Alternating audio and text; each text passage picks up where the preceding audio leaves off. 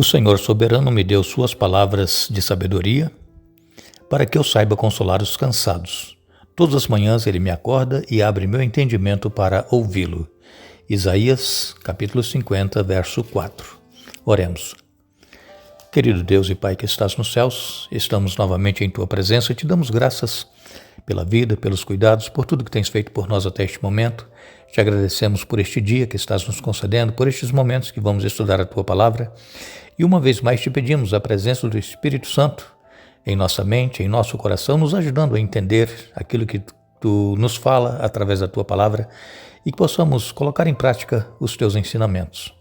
Pedimos que abençoes todos os que estudam conosco, todos têm as suas necessidades, seus problemas, Tu conheces cada um, especialmente que possam ter a sua fé aumentada cada vez mais em Ti e no Teu poder. Abençoes Sandra Marques, ela pede pelo seu irmão Nilson.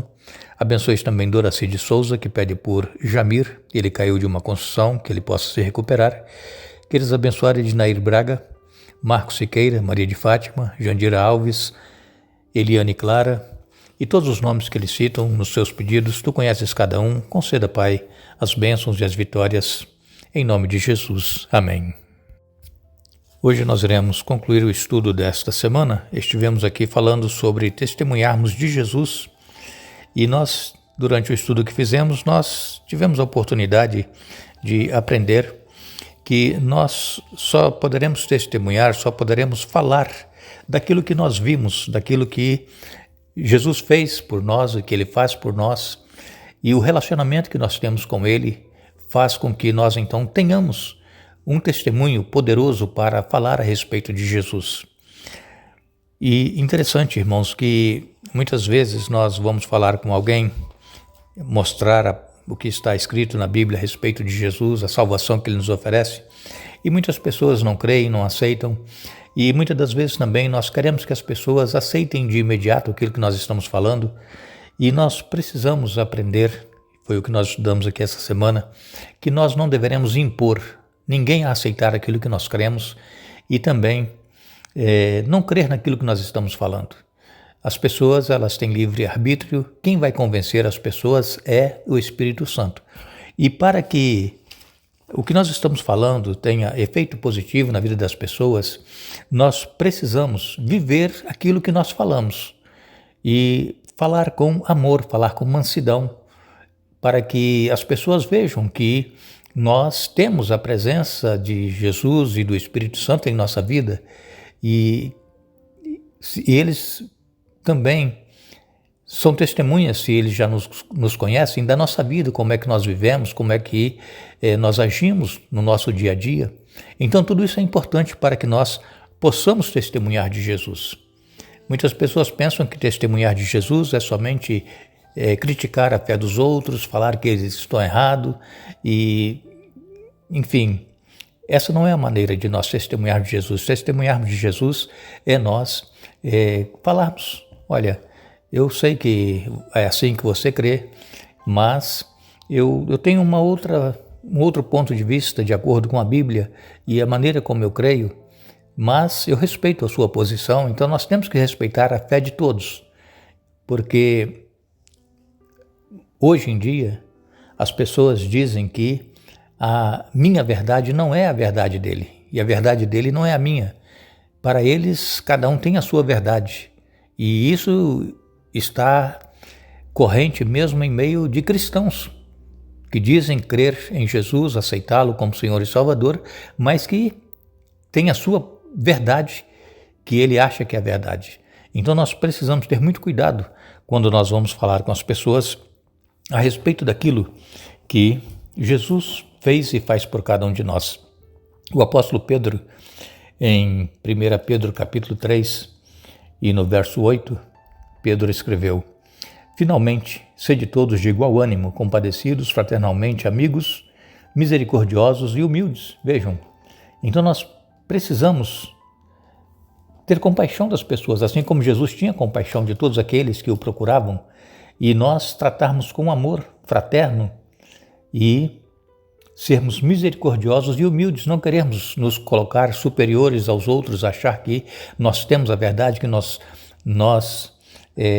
sabemos tudo que está escrito na Bíblia. Não, temos que ter humildade. E Pedro, então, ele continua escrevendo aqui em 1 Pedro capítulo 3 e no verso 18, Pedro, ele escreveu: pois também Cristo morreu uma única vez pelos pecados, o justo pelos injustos, para conduzir-vos a Deus, morto sim na carne, mas vivificado no Espírito. Nos versos 21 e 22, Pedro escreveu: a qual, figurando o batismo, agora também vos salva, não sendo a remoção da imundícia da carne, mas a indagação de uma boa consciência para com Deus por meio da ressurreição de Jesus Cristo, o qual, depois de ir para o céu, está à destra de Deus, ficando-lhe subordinados anjos, potestades e poderes. Então nós vemos aqui o apóstolo Pedro escrevendo que Jesus, ele morreu uma única vez pelos pecados de todos. No Antigo Testamento havia aquele ritual dos sacrifícios de animais e estes sacrifícios eles eram diários.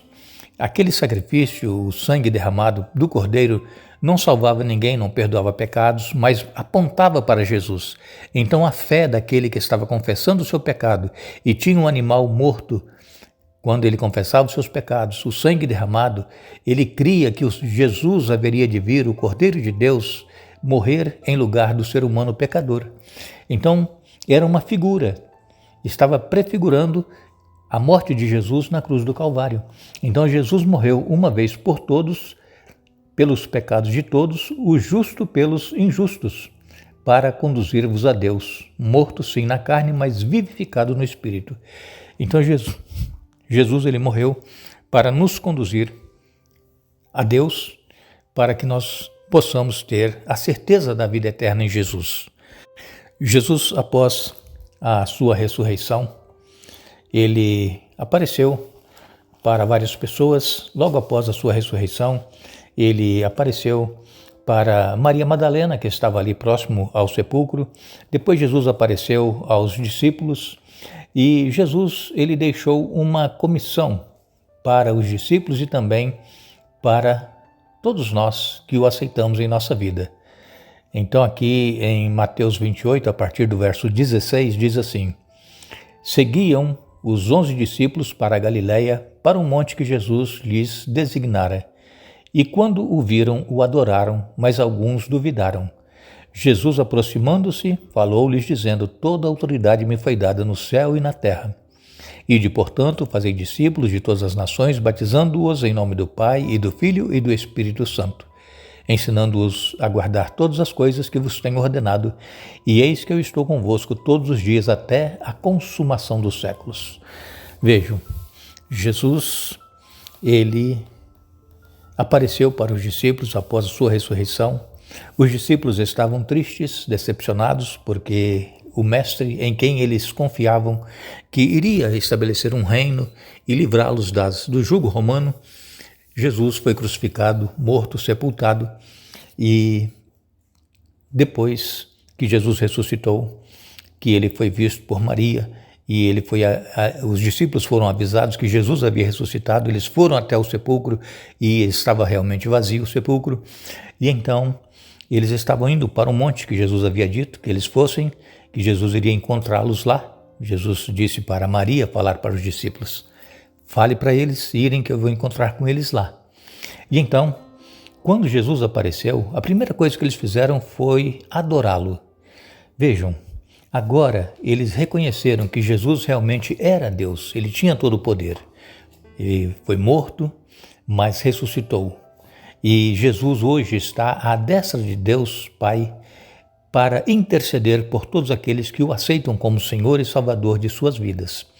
E Jesus então ele comissiona os seus discípulos e a nós para que nós possamos ir por todo o mundo, pregar o Evangelho e batizar as pessoas que aceitarem a Jesus em nome do Pai, do Filho e do Espírito Santo. E Jesus, ele diz aqui que Ele estará conosco todos os dias até a consumação dos séculos. Esta é a esperança que nós temos e a certeza de que nós não estamos sozinhos aqui neste mundo. Jesus, ele está presente, está conosco, porque ele prometeu, e a presença de Jesus conosco é através do Espírito Santo que ele enviou para que pudesse estar com todos em todos os lugares ao mesmo tempo. Jesus, ele após ele se encarnar, se tornou ser humano, ele carrega até hoje a sua fisionomia, o seu corpo carnal, assim, hoje ele está com um corpo espiritual, mas um corpo como nós temos, Jesus, ele está com esse corpo e ele então está à destra de Deus Pai. Ele não pode estar hoje, ao mesmo tempo, em todos os lugares como o Espírito Santo faz. Então nós cremos que Jesus está conosco porque é o Espírito Santo que está trabalhando em nossa mente e em nosso coração. Nós aprendemos então esta semana que a maneira de nós conquistarmos pessoas para Jesus é nós amarmos a todos indistintamente. Jesus, ele amou a todos os seres humanos e ele também quer que nós amemos assim como ele nos amou. E Jesus, através do profeta Jeremias e também do profeta Zacarias, nos falou claramente que se porventura alguém um dia aceitou a Jesus como Senhor e Salvador e se afastou do caminho do Senhor, ele está esperando que essa pessoa volte.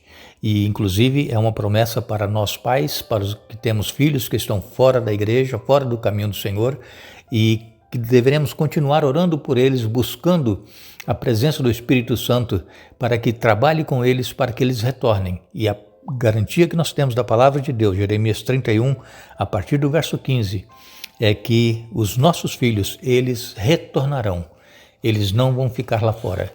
Que Deus nos ajude a nos mantermos firmes nessa certeza e nessa esperança de que, mesmo se nós viermos a passar pela morte e os nossos filhos ainda não retornaram, mas que quando Jesus voltar, nós nos encontraremos todos e iremos morar com Jesus para todos sempre. Queremos agradecer a todos vocês que estiveram conosco essa semana estudando a Bíblia. Nós vamos retornar no domingo para estudarmos aqui o último tema dessa nossa série.